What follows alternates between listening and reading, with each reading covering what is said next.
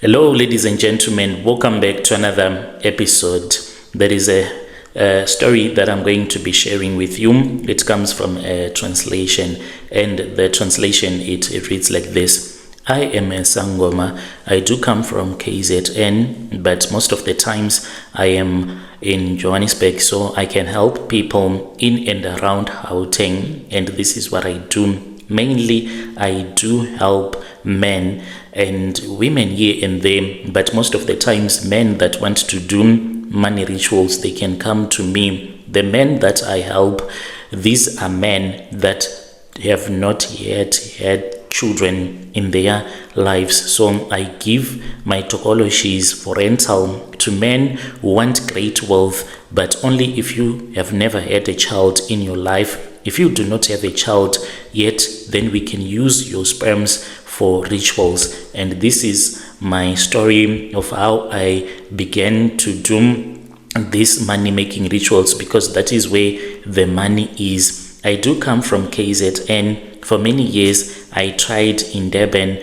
in the CBD, trying to sell like those charms. If a man wants to be powerful in bed, if a woman is having problems with periods, and I did not get any customers at all. There was even a time when I had to walk on foot going to work. If someone back in those days had told me that one day you are going to have a lot of cows and you are going to have a lot of money, including taxes, I would have said that this man or the woman that is talking to me is lying to me, because I was struggling. Sometimes I would even go for days without selling anything. People will just come to where I would have laid out my herbs in the street, and they would ask for whatever charms, and then I would tell them the price. Then they will say that they will come back another day. Most of my customers, they were your taxi drivers, because usually they sleep with different women, so they always have problems with STIs, so they would always wanted something so as to clean their system. That was the little money that I would make, and you would be unable even to do anything with the money. I would even go for days without selling anything until I moved from Durban and I came to Johannesburg. This was after one of my cousin sister, who is also operating as a Sangoma. She spoke with me and she said, brother, how about you come to Johannesburg? That is where the money is. Maybe you can find people that you can work with, especially your Nigerians. They can assist you so that you can become powerful. She was scared to tell me at that time that she had been strengthened by a Sangoma, but that is from Nigeria. That was why she was able to get a lot of customers, like the way that she was getting all of those customers. So it took me the whole year, because to relocate, it was not easy for me to move from KZN and now relocating to Gauteng. Finally, after I had relocated, I came to Johannesburg and I started working. I still had that same bad luck. You would go, you would try to sell, you would even make those flyers, give them to people, but still people would never call you. I tried almost each and every trick in the book until I went back to my cousin and I said, I'm thinking of returning back home. And then she said, no, do not give up. She was waiting for the Nigerian man that had assisted her to return back with more charms from Nigeria. So since it was already too late, I was unable to pay any more rent for the shop, and I was staying in that shop, and she could not even take me in. And then she said, okay, we are doing this as an emergency. There is this other traditional healer that comes from Mozambique, but this traditional healer, he works with other Sangomas from Malawi. Let us go and speak with them and see if they can be able to give you powers. But she wanted me to get powers from Nigeria, because those ones, they are very powerful. So these charms from Nigeria, even if someone comes to you and then you try to help them to do money rituals, and if they fail, you will have the strength so as to bewitch them if they try to go and tell other people that you did not assist them in a proper way, like on social media, you can be able to bewitch them. So that is what she was doing. And she said this is the best charm for business. Whether you help someone or you do not, it is always going to be at your own advantage, because you would have already taken the money when you are doing the rituals for them. So we waited, but the Nigerian guy was not coming quickly here to South Africa. And then we went to speak with the Malawian and the Mozambican. They told us what they wanted from us, and my cousin was the one that assisted me with the money that was needed. I was then told that we were supposed to go to Mozambique, but I was unable to go to. All that I had to give them was my underwear that I had been wearing on that day when we went there.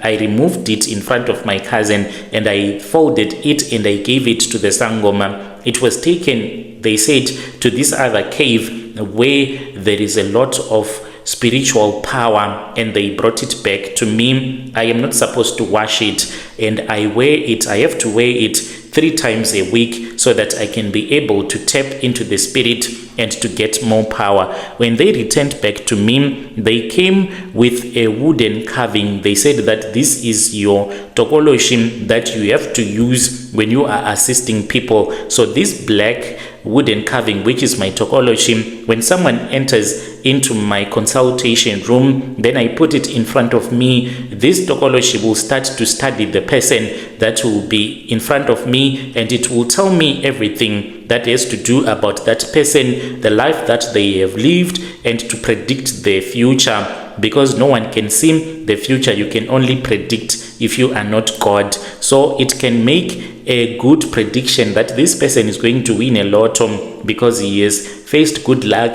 in his life. Then I'll tell that person to go and play lotto or betting, so that person can be able to win. But the majority that I assist, these are your men. The first man that I assisted, he was a man that even bought a car for me after I had helped him. He used to work as an Uber driver. He came to me and he said that he was tired of poverty. He wanted a tokoloshi. And I said, you have come to me, I'm going to assist you. I told him that I wanted to gather his sperms, but he said that he was scared. And I told him that this was the only first step. If he wanted to be rich, he was not supposed to be like a coward. He was not supposed to be afraid, because I don't care about his manhood. So what I do is that there are these other herbs that I mix. Then you undress yourself, and then I start to play with your manhood.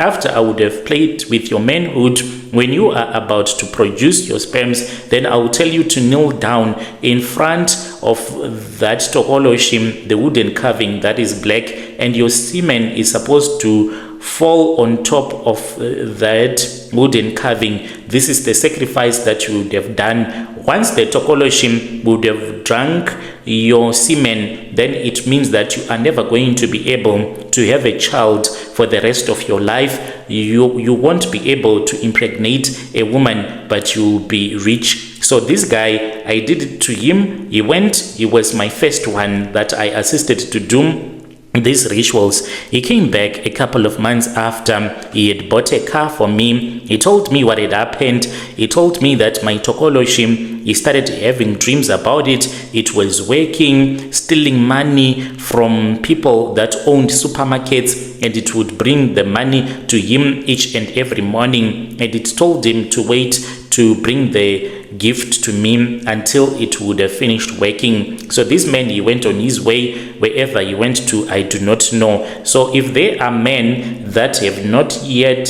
had children in their lives, men that are willing to sacrifice their sperms, that want my tokoloshi to drink of their semen, if so, they can reach out to you.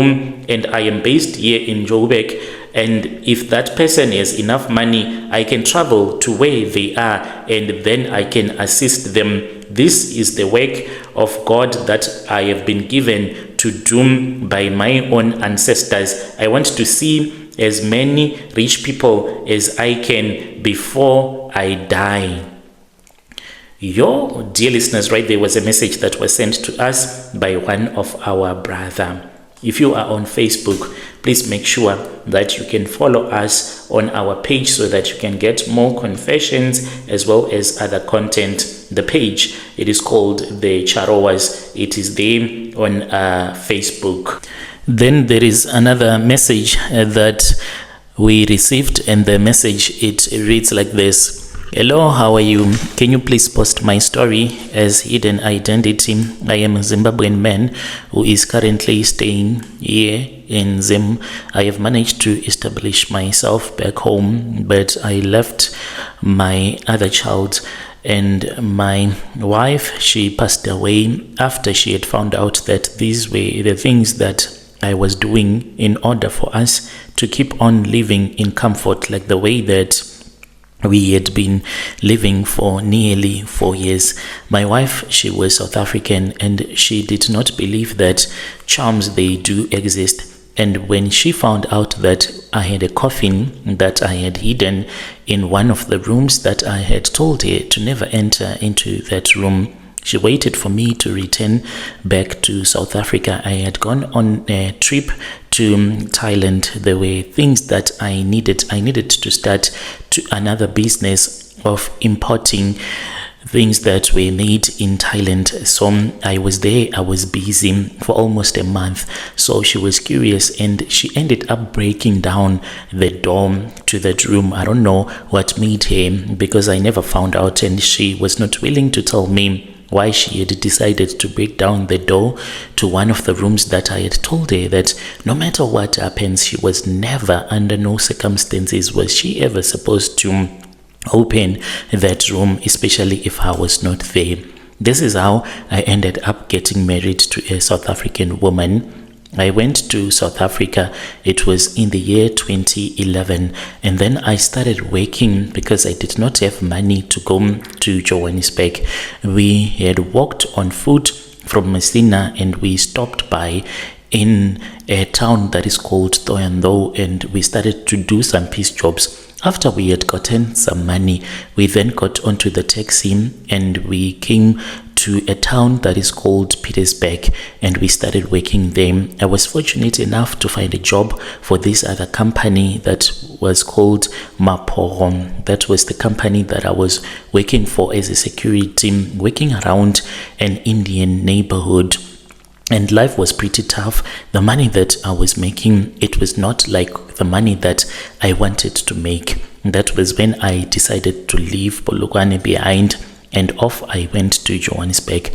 Arriving in Johannesburg, it was so tough. We even regretted the decision that we had taken, me and my friend, because we started to sleep on the street. We were then told that there was this other church that was taking in refugees because we were using asylum seekers permits. We then went to that church. We started staying there, and then we managed to get into the location, and I was very good at building houses. So we then found another South African guy. We had a company, and he then hired me and my friend. So we would go and work at the place where he would have gotten a contract, mainly your black people that were middle class and they wanted to do renovations, but at a cheaper price. They used to hire him because he had a lot of foreign guys that were working for him. So he would give you a subcontract.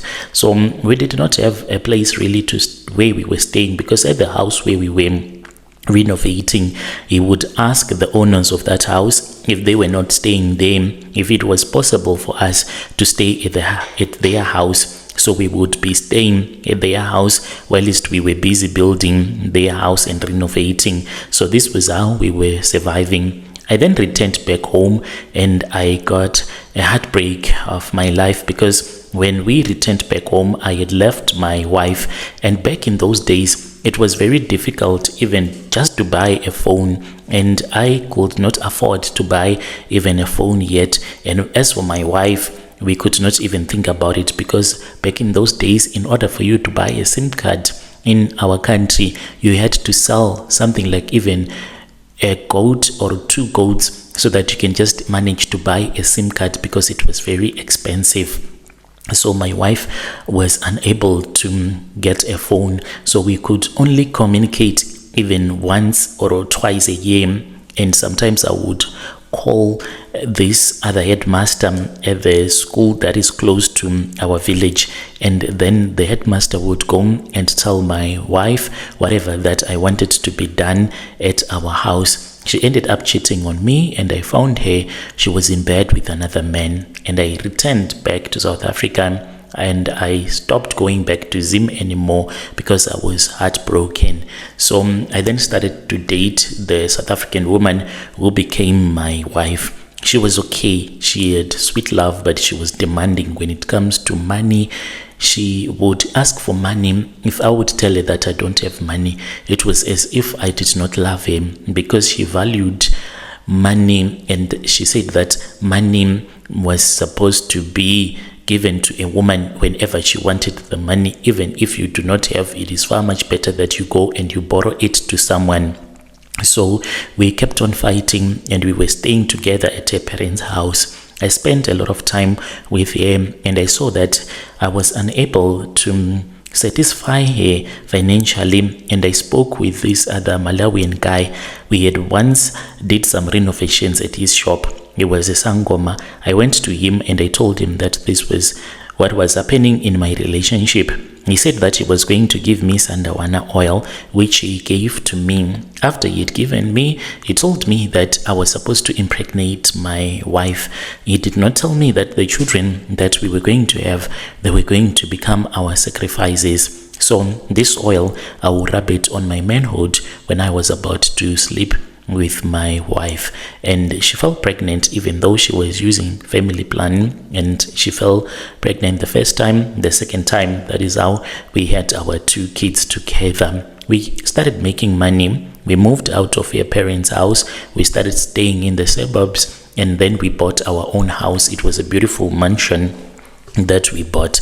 So I had been told that there was one room which I was supposed to choose after my son would have died, and this room was going to be my altar room, where I would say my prayers, where I would find money in the coffin. So after my son had passed away, we took my son to this other funeral parlor, and that man, I had been connected to him many months before my son had passed away. So in the coffin which my son was buried in, the first one, we put him there. He was naked, just his dead body, and we locked him up for a couple of hours, and he was removed. And then that coffin, I brought it to the Sangoma's place that was where it was staying, and then we had another coffin that was the one that we used for the final burial. My wife, because we had lost our son, she asked me if it was possible for him to go and stay with her mom for just 2 weeks, because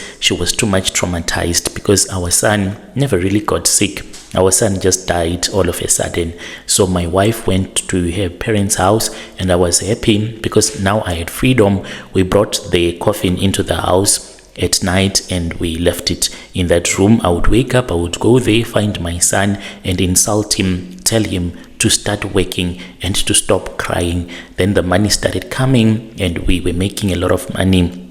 My wife did not know where this money was coming from. I was doing clean business of importing goods into South Africa. I then went to Thailand, like I told you, and when I was not in South Africa, she opened up that room and she saw our son was crying, sitting by the corner. And because he was not supposed to see those things without being cleansed first and her heart being strengthened by the Sangoma, she did not know that spiritually she had been affected. So I returned back and we spoke about this, and she did not want to hear anything, my own side of the story, and she said she was going to tell her mom about what I had done.